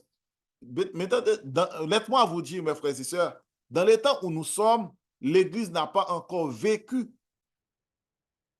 Il y a quelques cas exceptionnels dans des pays où il y a des persécutions. Mais la persécution, l'Église va connaître là. Ce n'est pas la persécution, quelqu'un qui va te dire que cet homme-là parle tout le temps de Dieu, Dieu. Ce n'est pas ça qui est la persécution. Là. Beaucoup de personnes disent persécution, c'est ça. Les apôtres ce n'était pas ça qui était la persécution pour eux. Étienne, ce n'est pas dit, Étienne, ça prêche tout le temps. Ce n'est pas ça qu'on dit à Étienne. Non, tu comprends? C'est-à-dire, la persécution, l'Église va connaître là. Ce n'est pas parler mal de vous parce que vous prêchez la parole. Ce n'est pas juste parler mal. Ce n'est pas vous écarter parce que vous prêchez tout le temps la parole. Ce n'est pas encore la persécution que vous devez connaître. Lorsqu'on va mettre la main à la pâte, commence à torturer, à vous tuer, vous lapider, vous cribler des balles, c'est ça la persécution que l'Église attend pour la cause de la parole. Et c'est ça que Jean a reçu. Mange le livre, avale-les. Sera doux dans ta bouche, mais dans tes entrailles, il sera amer. Donc, les gens, les serviteurs de Dieu vont connaître beaucoup de difficultés, beaucoup de problèmes pour la cause de la parole de Dieu. Il va y avoir un groupe qui va s'associer à la politique. Un groupe de l'Église va s'associer à la politique pour torturer un autre groupe qui veut garder la parole de Dieu sans ajouter, sans retrancher. Donc, l'autre groupe qui s'associe à la politique vont promener des choses pour rendre les hommes confortables. Donc, vous êtes prostituée, il n'y a pas de problème. Dieu n'a pas contre la prostitution. Mais il ne veut pas que vous faites mal à ceux qui se fait prostituer. C'est ça qui est mauvais. Vous êtes homosexuel, il n'y a pas de problème d'être homosexuel. Dieu n'a pas contre homosexuel. Mais ne faites pas violence sur ceux qui sont homosexuels. C'est son caractère, c'est sa volonté. Son corps l'appartient. Donc, on ne doit pas imposer à une personne à vivre telle vie. Il est le maître de son destin. Il est maître de son corps. Il peut faire tout ce qu'il veut. Tu vois, ce sont de belles paroles. Tout le monde peut faire tout ce qu'il veut. Ça, il n'y a pas de persécution là-dedans. Mais quand on dit que Dieu ne veut pas ça, ceux qui disent que c'est bon vont à la rencontre de ceux qui disent que ce n'est pas bon. Ceux qui veulent garder la parole de Dieu vont persécuter ceux ceux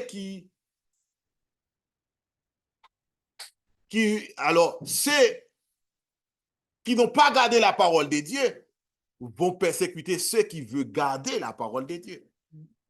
Et c'est ça. Et qu'est-ce qui prophétise ce qui va arriver? Ce sont les serviteurs de Dieu. Si je prophétise une chose et c'est moi qui vécu la chose, si je dis l'Église va connaître la persécution et j'arrive à une persécution, là, et je tombe sur le fait. C'est ça que Jean dit, il sera doux dans ta bouche et amer dans tes entrailles. Parce que l'Église de Dieu va connaître beaucoup de choses. C'est pourquoi il dit que dans Daniel chapitre 7, verset 24, 25, 26, il dit, il opprimera les saints du Très-Haut. Il opprimera quoi? Les païens. Il opprimera les saints du Très-Haut. Les saints seront livrés entre ses mains pendant un temps des temps et la moitié d'un temps. Puis viendra le jugement. Tu sais, l'Église va connaître des moments difficiles, les moments atroces. Mais qu'est-ce qui prêche tout ça qui va arriver? Le peuple de Dieu. Qu'est-ce qu'ils vont vécu des choses? Nous, pour la cause de la parole de Dieu.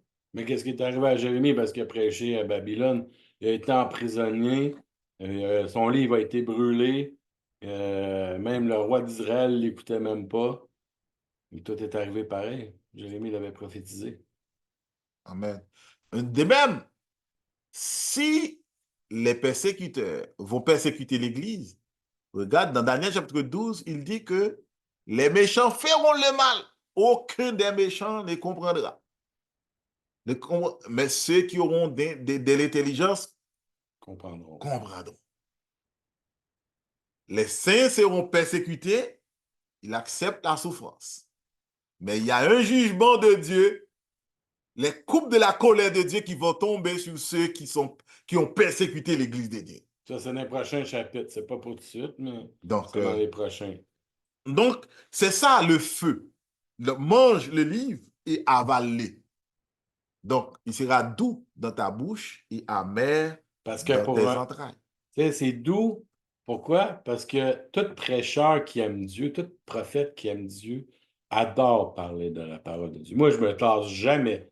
Quand quelqu'un me lance un challenge sur la parole ou qui veut parler avec moi de Dieu, je me lâche jamais de parler de la connaissance que Dieu m'a donnée par sa connaissance et son intelligence, parce que je vais vous dire, il y a 4 ans, je n'avais point cette connaissance-là et cette intelligence-là et cette sagesse-là, parce qu'il faut être sage aussi. Fait, puis je me lâche jamais. C'est tout le temps doux à mon cœur de parler du Seigneur, puis d'amener le monde au Seigneur, de montrer qu'il est vivant et que son Fils Jésus-Christ a payé pour nous sur la croix et qu'il a été ressuscité et que Jésus-Christ est mon maître maintenant. Mon maître et mon sauveur, mon Dieu. Mais quand je regarde le monde, dès que je parle de Jésus-Christ, ça les frétille les oreilles. Ça les rend... C'est comme si je les jugerais ou comme si je les... Parce qu'ils savent un peu la Bible, tu sais, ou les commandements. Fait que c'est comme genre, c'est amer pour moi parce que je suis obligé de briser leur joie ou qu'est-ce qui corrige leurs habitudes. Puis là, ils sentent offusqués tout de suite, puis là, tout de suite sur des chevals de guerre, puis Qui es-tu pour me juger? C'est là que, tu sais, c'est amer pour nous parce que on veut pas faire ça, mais si on le fait pas, on va se faire chicaner par Dieu, premièrement parce qu'il est écrit dans Ézéchiel 3 qu'il faut donner à ceux qui sont ceux qui marchent dans la voie, qui sont à côté de la voie, il faut les prévenir. Ou il faut prévenir aux méchants que s'ils ne changent pas, ben, qu'il va se faire ça. Puis en même temps, on ne veut pas que ceux qu'on aime aillent en enfer parce qu'ils ont préféré le péché au lieu de Dieu. Tu sais? C'est pas pour rien. En tout cas, moi, ceux qui m'écoutent puis qui ont vu mon témoignage, qui voient qu'est-ce que je sais, c'est pas pour moi que je fais ça, là. C'est pour vous. C'est pour vous montrer qu'il est vivant. Parce que je veux que vous soyez avec nous au ciel. Sinon, moi, je laisserais le show continuer, puis je regarderais ça avec du popcorn parce que, comme mon frère dit, c'est extraordinaire voir la puissance de Dieu à l'œuvre.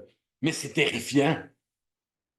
Mais c'est parce que je vous aime que je fais ça, que je m'en fous qu'est-ce que le monde dise dans mon dos, je m'en fous qu'est-ce que le monde pense, je m'en fous qu'est-ce qu'on me met devant moi, parce que je sais qu'est-ce que je fais est vrai.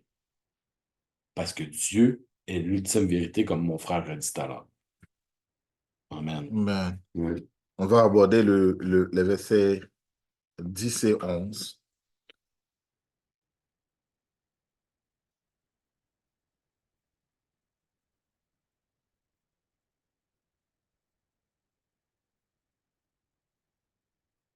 Quelqu'un qui veut le lire? Hein? Jean, tu veux-tu le lire? Le verset 10 et 11, chapitre 9, chapitre 10 d'Apocalypse, chapitre 10. Chapitre 10. Chapitre 10, versets 10 et 11. Je pris le petit livre de la main de l'ange et je l'avalai. Il fut dans ma bouche doux comme du miel, et quand je l'eus avalé, mes entrailles furent remplies d'amertume. Puis on me dit, il faut que tu prophétises de nouveau sur beaucoup de peuples, de nations, de langues et de rois. Amen. Amen. Amen. Amen. Donc, les prophéties qui vont s'accomplir, ce n'est pas pour Israël physique seulement, sur les nations, des langues et des rois. C'est-à-dire, ça concerne, les prophéties de l'Apocalypse, ça concerne tout peuple, toute langue, toute tribu. Ça veut dire que les prophéties vont s'étendre sur toute la surface de la terre pour que les gens sachent ce qui va arriver. Donc, cette prophétie va annoncer, c'est à nous de nous arranger pour nous mettre d'accord à la parole de Dieu, pour abandonner ce monde ténébreux. Parce que le but de Dieu, c'est chercher l'homme. Pourquoi le Seigneur n'a pas encore, Jésus-Christ n'a pas encore venu? Dans 2 Pierre 3, verset 9, voici ce qu'il dit. Le Seigneur ne tarde pas dans l'accomplissement de sa promesse, comme quelqu'un le croit. Mais il use patience envers nous, ne voulant pas qu'aucun périsse, voulant que tous arrivent à la repentance. Donc, il dit, en ces jours-là, les cieux passeront avec fracas. Les éléments embrasés se dissoudront. La terre, avec les œuvres qu'elle renferme, sera consumée. Mais à ceux qui gardent sa parole, il dit, nous attendons, selon la promesse, de nouveaux cieux et une nouvelle terre, où la justice habitera. Donc, c'est ça, mes frères et sœurs bien-aimés. Les prophéties sont annoncées, nous mangeons les livres, nous avalons les livres. Mais d'où dans la bouche quand nous annonçons les choses. Parce que les apôtres, quand ils annoncent des choses, ils ont vécu toutes les choses. Même parmi les apôtres, ce sont les... Et c'est juste Jean, apôtre Jean qui avait mouru chez lui. Après ça, tous les autres apôtres ont vécu des martyrs, passent des grandes difficultés. Mais il faut dire que Jean, quand ils ont essayé de le tuer, Jean, ils ont essayé de le bouillir dans une grosse marmite, un gros chaudron, puis il a essayé de le faire bouillir dedans, puis tout. Mais Jean était investi du Saint-Esprit pendant ce temps-là, il prêchait la parole. Fait que tout ce qui a été. Il sentait aucune brûlure, il sentait rien. C'était comme Daniel, quand il est sorti des lions, ou comme ses amis, Abednego et tout ça, qui sont sortis de la fournaise brûlante. Aucun problème. Puis si vous lisez le livre de Jachère, le livre le livre du juste, vous allez apprendre que Abraham a été lancé dans une fournaise de feu par Nimrod. Puis il n'y a rien qui est arrivé à Abraham non plus. Il n'y avait même pas ses culottes brûlées, rien. Parce qu'il était investi par le Saint-Esprit de Dieu. Les anges étaient avec Abraham, il était avec Abednego, puis Jean, le Saint-Esprit, était en lui, en train de prêcher la parole, pendant qu'il était en train de se faire cuire. Fait que, vu qu'il n'était pas capable de le faire cuire, ils l'ont exilé sur un île. Là, c'est ça, il était tellement tanné de l'entendre, ça n'a plus quoi faire, ils l'ont isolé. Puis regarde, c'est en étant isolé sur ce île-là, Qu'il y a il a eu la eu la révélation. révélation. Quand le Seigneur les a dû te servir de toi, là, Ouais. Exactement, comme frère Jean vient de dire. Parce qu'il n'était pas capable de le tuer parce qu'il était investi du Saint-Esprit. On dit, bon, on ne veut pas l'entendre, on va l'envoyer sur l'île de Patmos. Puis sur l'île de Patmos, Jésus l'a pris, Dieu l'a amené en esprit, puis il a révélé le livre de l'Apocalypse qui est écrit et qui a envoyé aux 7 églises. Vous voyez à quel point que Dieu est fort. C'est la même affaire. Mais par contre, comme mon frère a dit, être dans l'enseignant, c'est la même affaire que tous les apôtres. Qu'est-ce que Jésus a dit à ses apôtres? C'est vrai que vous allez goûter à la coupe que je vais boire. Fait qu'ils ont tous subi le même martyre que Jésus. Simon-Pierre, lui, a dit, moi, je ne veux pas être crucifié de la même façon que mon maître. Pas crucifiez-moi par en bas. Il y en a d'autres qui ont été sciés en deux, d'autres, Matthieu a été écorché vif. Tout. Mais tu sais, c'est à quel point que aucun homme qui a un sens de survie va se laisser mourir pour quelque chose comme une parole. Mais s'ils se sont laissés mourir, puis de prendre la même façon que Jésus a fait, c'est parce que c'est la vérité. Quand on est avec la vérité, il n'y a rien d'autre qui compte.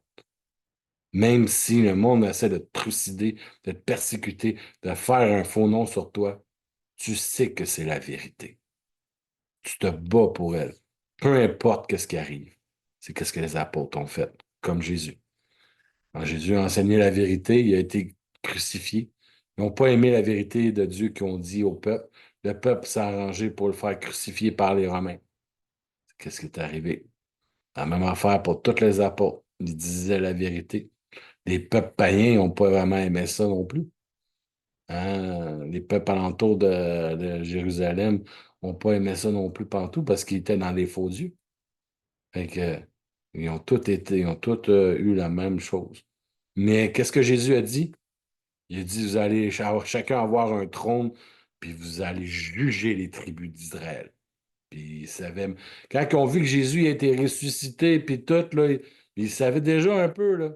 Parce que c'est Dieu qui les a choisis, qui les a envoyés à Jésus, les 12 apôtres. Fait que ils ont vu que Jésus était ressuscité et qu'il était avec eux, ils savaient qu'eux autres ici allaient vivre les mêmes choses, mais qu'ils allaient être en haut avec lui, puis qu'ils allaient juger les tribus d'Israël, comme Jésus leur avait dit. Amen. Amen. Donc, regarde, la parole dit que il faut prophétiser de nouveau sur beaucoup de peuples, des nations, des rois et des langues. Et non seulement les peuples, les nations qui sont toute la surface de la terre, mais surtout les églises, les différentes églises, Mhm. les différents pasteurs, les pasteurs, les leaders. Regarde, dans alors, au premier avènement de Jésus-Christ, qu'est-ce qui ont persécuté Jésus, l'a tué à mort? Ce sont les prêtres, les pasteurs, Qui les perdait le pouvoir sadducéens, sur le peuple. les docteurs de la loi. Ce sont eux qui étaient là avec la Torah en main. Il était là pour regarder, pour observer ceux qui n'ont pas gardé la loi, qui n'ont pas observé la loi. Et puis, pour tuer. Il tue les gens sous le nom de Dieu. Ça veut dire pour dire qu'ils font le travail de Dieu. Ils font respecter les commandements de Dieu. Et pourtant, ils sont rejetés. Ils n'ont pas tenu compte. Dieu n'a pas parlé avec eux. N'a pas parlé avec eux. Et ils continuent à faire des choses. Dieu les a rejetés. Ils continuent à travailler sur le nom de Dieu. Dieu les a exclus du royaume. Ils continuent à travailler sur le nom de Dieu. La Torah en main. Ils n'ont pas un mot de Dieu. Ils continuent à exécuter. Pour eux, ils font le travail de Dieu. À tel point, il arrive à tuer le Messie qu'il prêchait tout le temps dans les synagogues qu'il y aura un Messie qui vient. Ils ont tué les Messies qu'ils prêchent tout le temps qu'ils vont venir parce qu'ils n'ont pas le mot de Dieu. Ça, puis en même temps, ils ne voyaient pas les signes. Pourtant, ils connaissaient la Torah sur leurs 10 doigts. Parce qu'il y avait chaque jour de sabbat, ils récitaient la Torah pour d'être dans le Seigneur. Qu'est-ce que le Seigneur a dit? Le 7e jour, tu me le donneras. Tu ne feras aucun travail, mais vous lirez ma parole, vous serez avec moi. Ben, ils savaient, mais ils ne voyaient pas. Pourquoi? Parce que comme mon frère a dit, comme moi j'aime bien dire, c'est que Dieu voit dans vos cœurs. Puis si votre cœur n'est pas droit avec lui, il ne sera pas avec vous. Puis il a vu que les pharisiens étaient plus apportés par le gain que soigner son peuple. Parce qu'il a donné plusieurs choses dans le Deutéronome, Lévitique, dans Nombre et dans les autres livres pour guérir le peuple, pour voir les signes, pour suivre les commandements. Mais les pharisiens ont fait à leur tête. Non, comment je pourrais dire ça? Comme Jésus leur a dit, ils ont twisté les paroles. Fait que Dieu a dit, ah, vous voulez faire ça? Ben, je vais envoyer, comme il a dit avec Jérémie, je vais paître moi-même mes brebis. Fait qu'il a envoyé Jésus. Et Jésus était le Messie, mais parce qu'il était pas noble, il était pauvre, puis qu'il n'était pas comme eux pensaient que le Messie allait être, ils ne l'ont pas vu. Voilà pourquoi toujours être humble devant le Seigneur Jésus, devant le Seigneur. Toujours être humble puis s'humilier. Dire que c'est lui qui a le pouvoir, que c'est lui qui a tout, puis que nous sommes juste poussière, puis que c'est lui qui est au contrôle de nos vies. Car sans lui, nous serions tous dans l'enfer. Sans sa grâce, nous ne serions pas sauvés. Sans son amour, on ne pourrait rien faire. Chaque jour de nos moments de vie, on doit vivre avec. Et on doit vivre avec lui, montrer notre amour, parce que c'est par son amour que nous sommes protégés, que nous avançons dans la vie. Puis c'est pas pour rien qu'on appelle ça la joie du Seigneur. Tu sais, quand tu te réveilles le matin, puis tu pries, puis après ça, tu passes la journée dans la joie du Seigneur, peu importe qui va essayer de te démoraliser. Tu t'en fous, le Seigneur est avec toi, là, t'as la joie du Seigneur, tu avances comme si de rien n'était. C'est ça, être avec le Seigneur. Donc, ce qui est une mise en garde pour les chrétiens de nos jours, les serviteurs et les servantes de Dieu. Peu importe le grade que tu possèdes dans ton église, le message de l'Apocalypse est très important pour vous.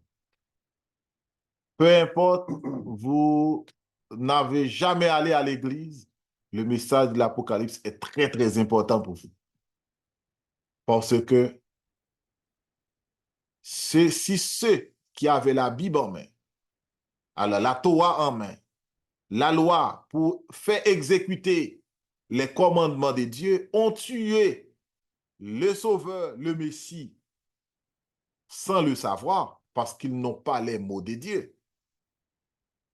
Il faut faire attention de ne regarder personne, peu importe la personne.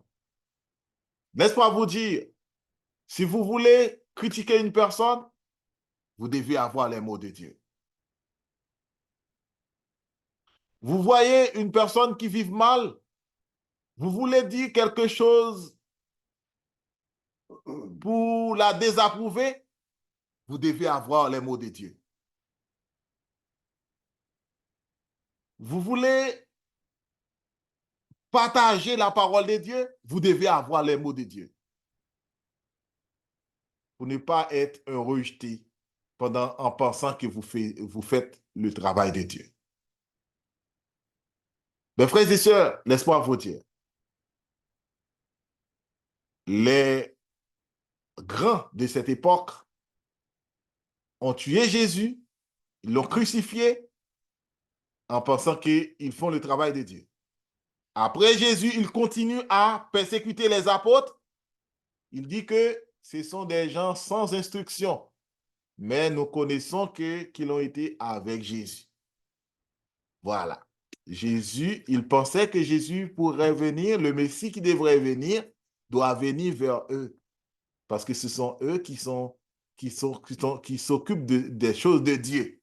Et pourtant, ils sont rejetés longtemps sans le savoir. Mes frères et sœurs bien-aimés, c'est une mise en garde parce que ces mêmes choses vont répéter encore. C'est ça l'Apocalypse dit. La bête que tu as vue était et elle n'est plus. Elle va monter à l'abîme, aller à la perdition. Les habitants de la terre s'étonneront en voyant la bête parce qu'elle était et elle n'est plus. Elle va réapparaître. Elle réapparaîtra. C'est-à-dire, ces systèmes-là, les prêtres, les sadducéens, se mettent ensemble avec les autorités romaines pour tuer Jésus, continuent à persécuter les apôtres. Même apôtre Paul dit que pendant qu'il faisait tout ça, persécuter les chrétiens, il savait dans son ignorance, il faisait l'œuvre de Dieu. Et pourtant, Dieu les a rejetés tous. C'est ce même système qui va venir. Une partie de l'Église, les pasteurs, je ne dis pas tous les pasteurs, des serviteurs de Dieu, une partie d'entre eux qui n'ont pas gardé la parole de Dieu, Dieu va les rejeter et ce sont eux qui vont marier avec la politique, qu'ils vont avoir. C'est ça que dans Daniel chapitre 2 dit les pieds en partie des fers, en partie d'agile. C'est-à-dire l'Église va mélanger avec la politique. Ils vont constituer une force pour bouleverser les vrais chrétiens, ceux qui ont gardé la parole de Dieu, tout comme les pharisiens, les sadducéens, les prêtres faisaient avec les apôtres. Que le Seigneur vous garde et vous permette de rester toujours dans sa parole et surtout à l'écoute de Dieu pour faire quoi que ce soit.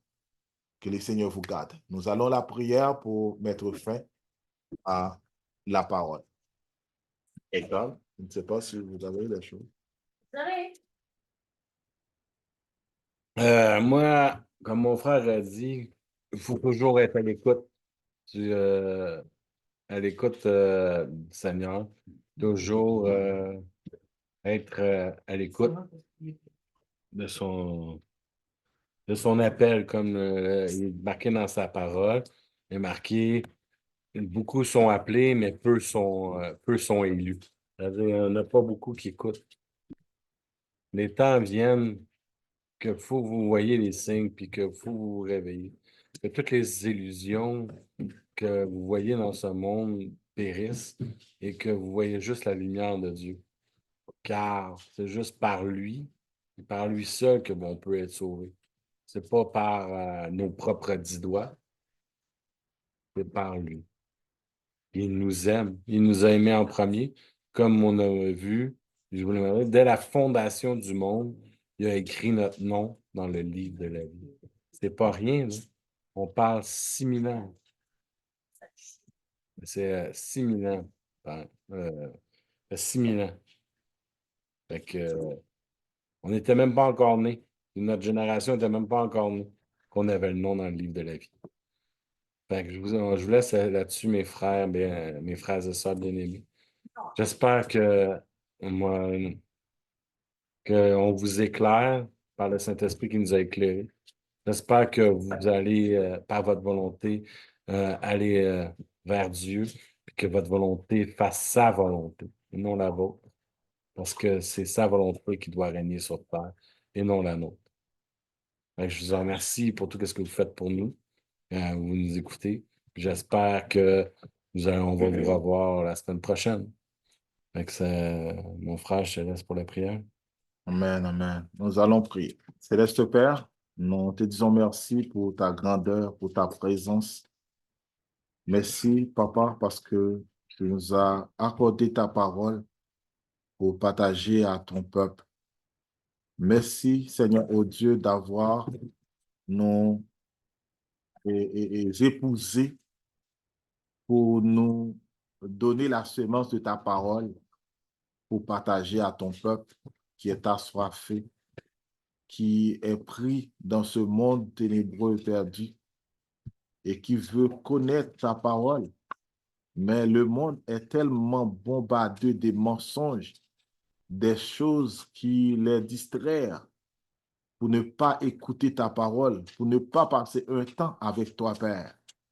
Je te prie, Seigneur, oh Dieu, de toucher les cœurs les plus durs, que ta parole touche les cœurs les plus durs, afin qu'ils vont passer de ténèbres à la merveilleuse lumière.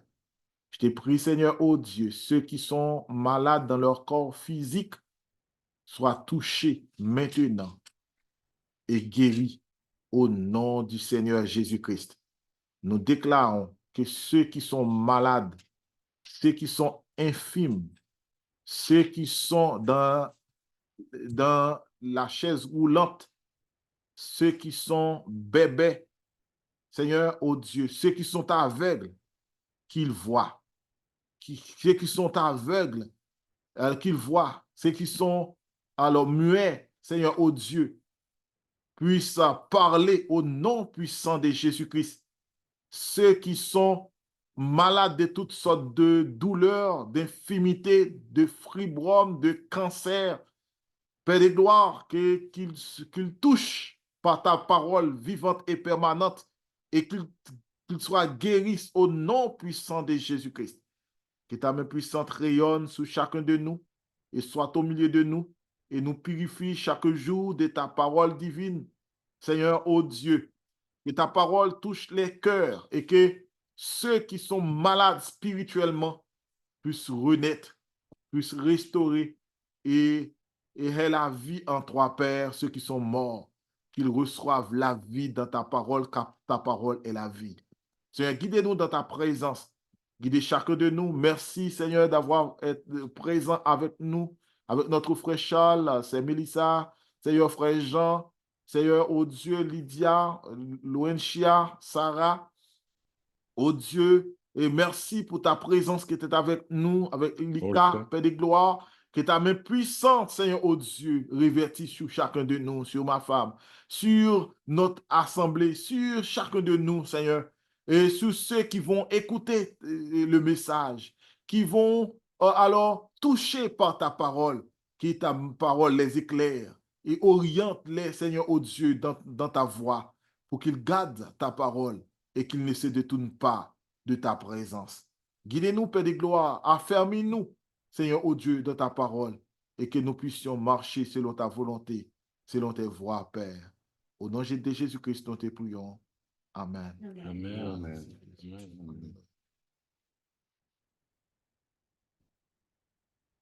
Bonsoir et passez une belle nuit. Que le Seigneur Jésus-Christ vous bénisse dans toutes vos choses et qu'il se révèle à vous. Passez une belle soirée. Amen.